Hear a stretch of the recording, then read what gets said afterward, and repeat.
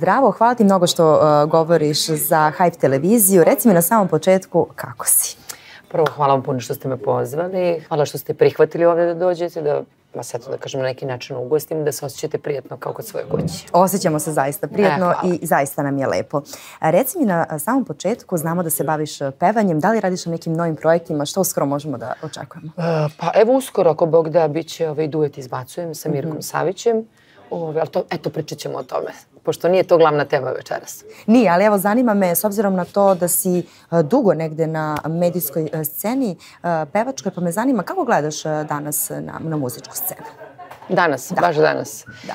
Pa što da vam kažem, svi se borimo kako umemo i znamo, svako na svoj način. Ja znam svoj cilj, put i pravac i ostaću pri tome i da idem ka tome što sam zamislila sa šta će biti, Bože zdravlje, vidjet ćemo. A koliko je teško zapravo graditi muzičku karijeru na pravim temeljima, rekla bih? Pa recimo na jedan pošten način koji ja baš onako sama, ja sve sama finansiram, mislim sad ovako, ne znam, možda misli ko što hoće, sve sama kreiram, sve u dogovoru sa svojim, eto, i PR-om i sa mojim kolegama sa kojima pravimo pesme i taj odabir, ali moja zadnja, što se kaže, ja sam u svojoj kući direktor. Tako da to je to. Negde više voliš da sarađuješ, zapravo nisi u timu, nego radiš sve sam, je li tako? Pa ja imam, da kažem, svoju ekipu, svoje saradnike koji zapravo oni sa mnom sarađuju, ali glavna je moja. Mislim, ružno što kažem, ali je tako. Ja sam ta koja odabere. Jesi stroga za saradnju? To me jako zanima. Mislim, svi kažu da sam težak vojnik. Mislim, otac mi bio vojno lice, tako da verovatno to ima nekog značaja i uticaja, ali disciplina je broj jedan. Red, rad, disciplina, bez toga nema uspeha, verujte mi. Nebitno koja je branša u pitanju, koji posao. A reci mi, evo, koliko je teško probiti se na muzičku scenu u današnje vrijeme? Pa da vam kažem, ne može to preko noći. Znači, mora to da ima neki, da kažem, tok, mora da postoji neki period. Sad sve zavisi od sreće. Znate kako kažu? Rodiš se i nađeš se u pravo vreme na pravo mesto. Tako da to mora da bude jedan sklop, jedna celina. Naravno, ljudi, bez ljudi se ne može. Znači, poznanstva, prijatelji, elem, to što ti prikazuješ i šta prodaješ, kako bi rekli, moraš da imaš kupce. Tako da sve zavisi od ljudi koji te angažuju, kojima pevaš ta takozvana veselja, pa ako si dobar ideš dalje, ako ne...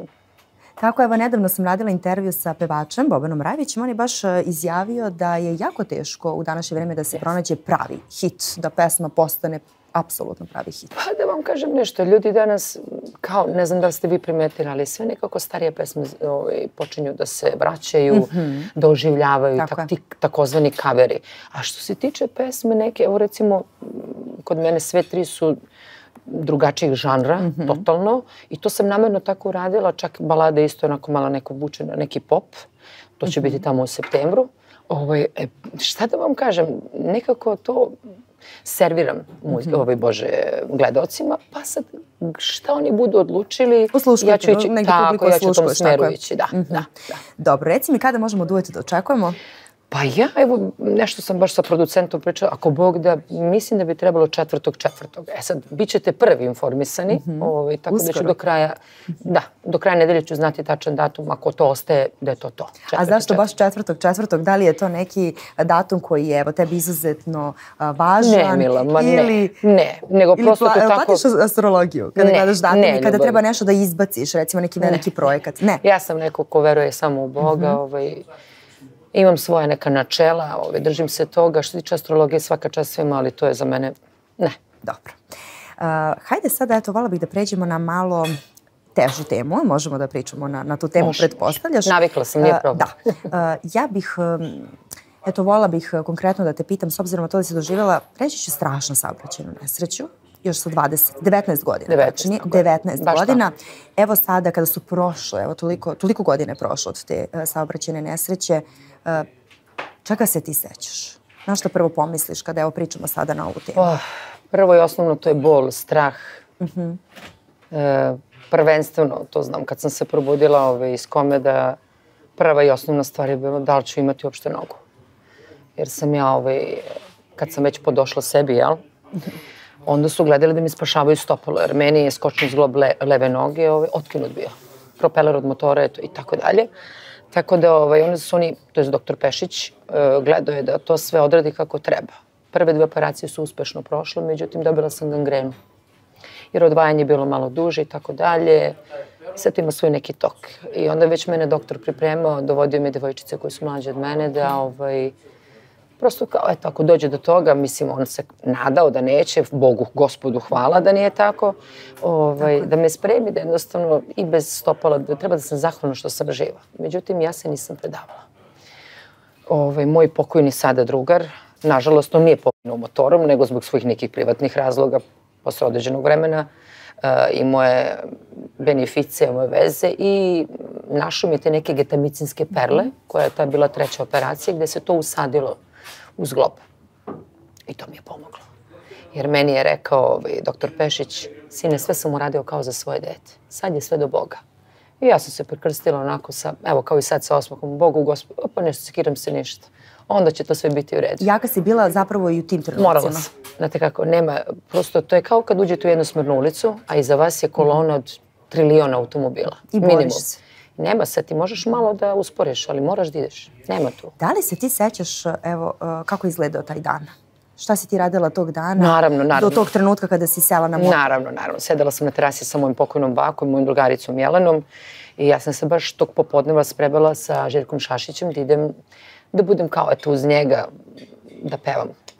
Treba da imamo neki koncert u smislu petak, subota, nedelja, gostovanje u Crnoj Gori i ja sam već bila spremna, moj drugar je prišao, ajmo da se vozimo gore dole, baka nemoj da ideš. Baka rekla ne? Ne, ona je uvek bila, sve što je rekla, nažalost to se desilo ili bilo tako, ali ja sam uvek bila kontraš, buntovnik i naravno sa sve drugaricom idem ja, gospođetina. I odemo mi i u tom koji dan danas postoji restoranu, pošto smo bile teške, nismo obe mogle da budemo na motoru. Nas da smo se i tu raspravile ko će prva da ide. Naravno, ja sam pobedila, jel? Hoću ja, gospođe, da idem. I mi smo išli, tipa, iz braća Jerkovića. Išli smo gore ka Banjici, od Banjice smo išli ka Pinku i dole tamo da se spustimo kao Košutnjaku. Tu se više ničeg ne sjećam. Jer je odatle izašao čovek iz sporedne ulice, pogledao levo desno, vidio da nema nikog i čovek tamo da krene i mi se zakucamo u njega. I to je sve, mislim, ja se ni tog udarca ne sjećam. Sjećam se samo tog nekog straha u stomaku koji dan danas, da kažem, intuicija, koji slušam kad mi se to pojavi, verujte mi da apsolutno ne radim ništa. Da li treba da mi na put, da li treba da prihvatim neki posao, ne postoji taj novac. Kad mi se to javi, ja samo kažem ne. U tom trenutku, kada se dogodila saobraćajna nezgoda, ničeg se ne sjećaš, evo sada si rekla, da li su doktori konstatovali smrt tada u bolnici? Naravno.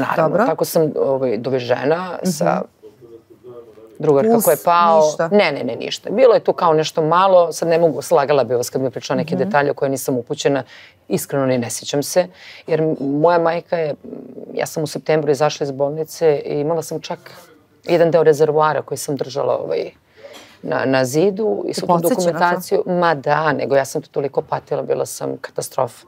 I moja majka uzme sve to baci. Što mi je učinila medveđu uslugu. Ne zbog svega ovog sad, nego mogla sam sebi i penziju da završim i te neke stvari. Svašta nešto se urgentnom desilo, pola papira mi je fali, tako da ne mogu sve to što bi mogla, ništa nisam uradila. Tako da se ne sjećam. Ne mogu da vam kažem nešto precizno u tom datom momentu, ali ono čega se sjećam i znam što su mi pričali, da tamo kad sam došla, tog dana je bila žestoka borba i oni su bukvalno digli ruke od mene, jer tu nije, obzirom na moje povrede, meni je glava bila smrskana. Meni su tegovima razlačile glavu. Ja sam imala frakturu lobanje, mislim, 22 preloma, meni ubiti kompletna kičma, zapravo vrat, to je sve bilo smrskano. Lice mi je bilo 2,5 mm, mislim da će ljudi da...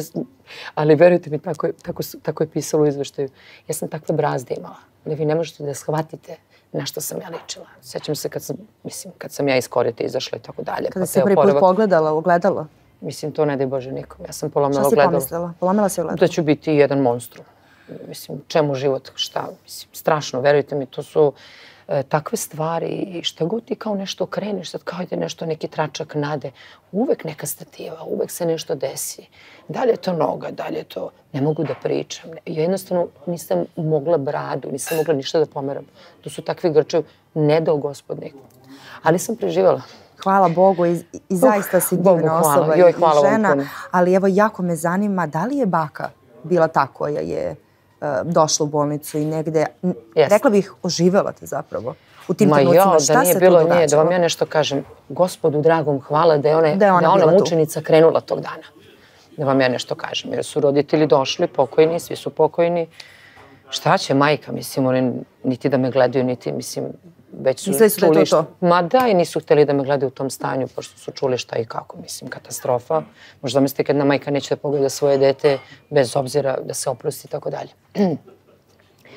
Tako da, baka je ta jedina bila koja to nije odustala, prosto ona je, čuje moje srce, tako je stalno govorila, Danica je živa i Danica je živa. Da. Tako da ona je bila toliko uporna, oni su je pustili. Moja Staša koja je tad bila dežurna, koja je generalno nekako, evo i dan danas smo povezane, malo pre smo baš pričale telefonom, i nekako, eto, htjela baki da učini volju, pa ako ništa, bar da se oprosti od mene valjano, što bi rekli. I ona je došla u bolnicu? I ona je mukica moja došla, kad je ona krenula mene, počela od nogu, kao što sam rekla, do gore, i da me ljubi, da bukvalno moja baka je sa Kosova, malo da baja, da priča, da moli Boga i tako dalje. I kad je došla tu, počela da stavila glavu na moje grudi i kad me zagrlila, prvo što je osjetila to je da sam topla ispod pazuha. I dete je živo, i dete je živo. I osjeća neki puls i to je opštih, ne možete baku obuzdati, mislim, to je bilo strašno. Tu mi moja Staša kaže. I onda je Staša, ajde, dobro, polako, ajde, smirite se, sad će ona uzela tetoskop. Pre toga si bila 8 sati u komi ili klinički mrtva? Koma je tek posle. Ti si bila 8 sati klinički mrtva. Tako, ja sam za njih bila zavedena gotovo. Znači, nema tu više pomoći, nema tu... Imate neki period medicinski gde oni kad vide, tu ako nema, pokušali su ne meni da reanimiraju i tako dalje, međutim nisam davala uopšte nikakvog, što bi rekli, signala, znate. I onda ona mene, Staša moja kad je pogledala, odmah je zvala anestezijologa, odmah je zvala da me reanimiraju. Kaže, to je ekipa se išla iz 3 puta. Prvi put ništa, drugi put, treći put sam počela lagano da pokazujem puls. I onda kako naši doktori reaguju, Bogu hvala, ja kažem opet, Božije delo, ne znam što da vam kažem. Mislim, možemo da pričamo o ovome koliko god hoćete, ali ja znam, ne sumljam, ja kažem, ja sam medicinski radnik i tako dalje, ali prosto... Da li je to čudo? Čudo 100%. Verujte, mislim, može da misli ko šta hoće. Ja sam čudo, zato što sam dobila otpusnu listu da sam invalid 100%.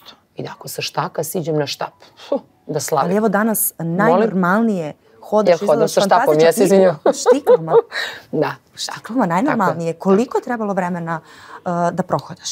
Pa dobro, da prohodam i to sve, pa trebalo je neki godinu dana. Možda malo više, ali da kažemo, recimo.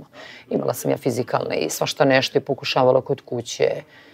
Verujte mi, bilo je straobalno. Straobalno, ali kad čovjek ima volju za životom. Da. Verujte mi, volja kod čovjeka, što može da to je čudo. Ništa drugo ne može da... Nema. Ti kad imaš volju, kad imaš želju, ne postoji, mislim. Okej, svi ti spoljni utice i ostale stvari su dodatni, ali volja, vi ako nemate volju. Kako su izgledali ti dani kada si posle bolnice, kada si došla u stan, u kuću? Kako je to izgledalo? Kako su ti dani izgledali?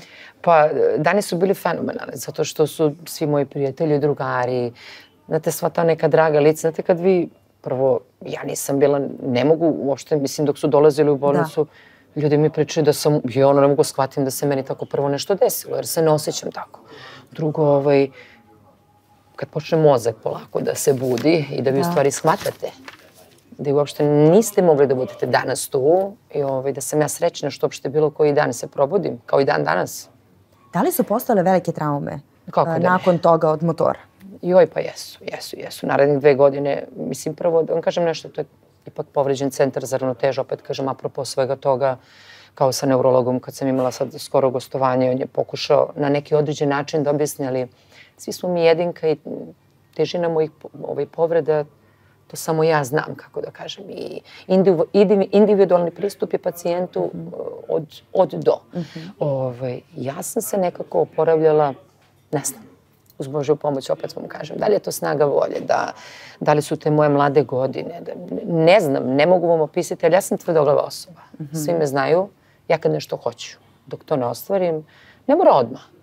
Ali kod mene je to zapisano tako i ćao. Šta se od tog dana ključno promenilo u vašem životu? Sve. Da li si počela potpuno drugačije da gledaš na život, na određene situacije, na određene odluke koje si donosila do tog dana? Sve i obazrivo i da razmislim i nema više brzine. Drugo, kažem vam, opet pominjem, ne znam, ljudi to ali ja bez Boga ne idem nigde. Ja gde god idem i kad se probudim, prekrstim se, imam svoje jutarnje molitve, večernje, postim i tako dalje, ali hoću da vam kažem, evo i kao i sad. Gde god i šta god da radim, ja se prekrstim, kažem, Bože, aj ti ispred mene, a ja ću sve za tobom. Pa kako ti kažeš i gde god treba da budem i to je to. Tako što se tiče odluka i svega, počela sam da se vodim time, da odem u crkvu, pa polako da razaznajem, da se savetujem. I to je neka druga dimenzija, nije to standardan život, verujte mi. Ali to je za mene bio tad jedan vid i spas za mene. Da, ali rekla ti si majka. Kako da ne? Bogu hvala, što isto bilo nemoguće. Što je bilo nemoguće. Prosto nemoguće, da jedno od da. Kako je moguće? Pa zbog povrede i karlice i kičme i svega, prosto to je nemoguće da bi ja mogla, jedva bi mogla da nosim sebe, a kamoli neki teret u vidu deteta u sebi. Tako da... Da li to sve proteklo na kraju kako treba, kada je porođaj u pitanju? Ali vam kažem iskreno, sad ću vam reći iskreno, eto opet, ja kad sam ostala trudna nisam ni znala da sam trudna. Kod mene sve to nešto čudno. Nasledila sam od majke, normalan ciklus i tako dalje. I kada sam ja to saznala, u stvari kad se to nešto zakomplikovalo, otišla kod doktora i kad su saznali da sam trudna, ja sam tada izgubila u 5. mesecu jednog sina. Ali je drugi ostao, Bogu hvala. I rodila sam ga u prvoj nedelji 8. meseca. Da. Tako da Bogu hvala, mnogo je bilo mukotrpno teško i tad sam mogla da doživim svašta nešto, ali opet kažem, nekako me Bog gleda i vodi i spaja se ljudima koji su adekvatni za taj neki moment koji je meni potreban. Zanima me gde pronalaziš snagu. Evo, zaista je bilo mnogo teških situacija u tvom životu. Pa nije to ništa. Život mu je komplikovan jako, ali život mi ne bi bio život kada bi bio takav, turbulentan. Nikako sam naučila, ne znam. Kako se nosiš sa svim stvarima? Evo, kako bi dala savjet određenim ljudima koji sigurno prolaze kroz teške momente? Mnogo ljudi prolaze sigurno kroz neke teške trenutke. Znam. Mene to masa ljudi pita koji me tek upoznaju, koji me znaju. Kaže, daj bre čovječe, možete nekad da plačeš, daj malo. Imam ja naravno, mislim, ispraznim se ko baterija. Ali to je nekih, da kažem, ja se osamim u tim datim momentima jer ne želim nikud ugrožavam, niti da me neko eto tako gleda, prvenstveno moj sin. I nekako to, ne znam, naučiš kroz život. Kako sina savjetuješ? Pa ja ne znam, Bogu Gospodu hvala, ja njemu gledam prvo da pokažem sve, pa onda da mu kažem. I onda neminovno on sve posluša i uradi. Naravno, bude tu malo, ipak je on muškarac, uvažavam ga kao on je domaćin u našoj kući. Tako i treba da bude. Šta da kažem, stavljam ga u Božje ruke, pa Bog, kakav mu bude bio put, bit će. Tako je. I zanima me posle koliko vremena si se vratila na nastupe, vratila se muzici od nesreće? Sad ću vam reći, verovali ili ne, ja sam uradila ortopedske cipele, znači, sećate se onog filma Slatko od snova, Dragana Mirković, što je... I ja sam tu videla te neke cipele, meni to dunulo u glavu, to je bilo nešto u Rumi, sad opet da skratim priču, i mi smo morali tamo da idemo, jer to, pogotovo ta leva noga, meni je malo skraćena noga i tako dalje, to se ne vidi, ali eto, tako je. I onda on meni uzeo kalup i tako dalje i napravio i ja sam, mnogo su mi pomogli, znači moja braća, moje duše, to su iz Šapca momci, Rajko i Vesa, to je moja prva ekipa sa kojom sam, eto da kažem, krenula kao balavica, što sam bila u školi. I tu je bila Vesna, koja je bila glavna, a ja sam bila tu kao neka, da kažem, atrakcija u smislu lepa, ovo, ono. I stvarno mnogo su mi pomogli. I radila sam sa njima. Nikada oni meni nisu osporavali, sedi, odmori i tako dalje. Ali sam radila. Boli. Ja izdržim još malo, još pola sata. Još pola sata. Poslije su mukotrpne trke, ali... Koliko si sada iz ovog ugla ponosna na sebe? Pa to je gordost. Ja sam samo zahvalna što sam živa, što sam zdrava, što mogu da hodam, što mogu da radim. Ne samo pevanje, nego i fizički i da treniram. I što mi je glava funkcioniše, što nemam nekih posljedica još uvek. Nadam se da neće biti, ali ako bude, šta da radimo? Šta generalno doktori kažu sa te neke stručne strane? Pa kod neurologa idem ove godine. Mora. Sad je na 3 godine, bilo je na 5. Dobro. Pa idem, imam te neke preglede koji, eto, gde ljudi gledaju, u stvari gde doktor gleda da li je potrebna neka stručna, da kažem, da sam pod stručnim nadzorom ili da pijem neke lekove, ja još uvek ništa ne pijem, sem vitamina i slava Bogu. Mislim, ne znam. Da li možeš najnormalnije da treniraš? Pa mogu. Mislim, sad ne mogu meni zglob, recimo, skočni, ja ne mogu da uradim ovo, mislim, i tako nešto, ali samo mogu, mislim da 30% imam ugao da mogu da hodam i to je dovoljno. Apsolutno. I evo za kraj, kada si bila najsrećnija u životu? Da li pamtiš jedan trenutak? Naravno. Kad sam rodila svog sina. To mi je nešto... To je nešto što, eto, ne znam. Osjećaj koji zapravo ne može se opiši. Ne može. To svaka majka, pogotovo prvorotka, ne znam, pogotovo posle svih tih stvari, to je ono vrhunac, nema dalje. Dobro. Zdravo, pravo dete. Tako je. Hvala Bogu. I evo polako privodimo kraju. Zanima me da li planiraš, da li imaš neke planove za budućnost, da li razmišljaš, eto, rekla si mi da pripremaš nove projekte. Tako je, pa da radim koliko Bog dozvoli, pa kažem koliko mi služi glas, koliko me ljudi žele, angažuju. Dok vidim odaziv, ja ću trajati. Kad ne, opet Bog mi dao ruke, imam mnogo toga što mogu da radim. Jedan normalan život. Nemam ja sad to neke preterane želje, da se mi ne lažem. Sve što hoću to ostvarim i to je previše i više nego dovoljno.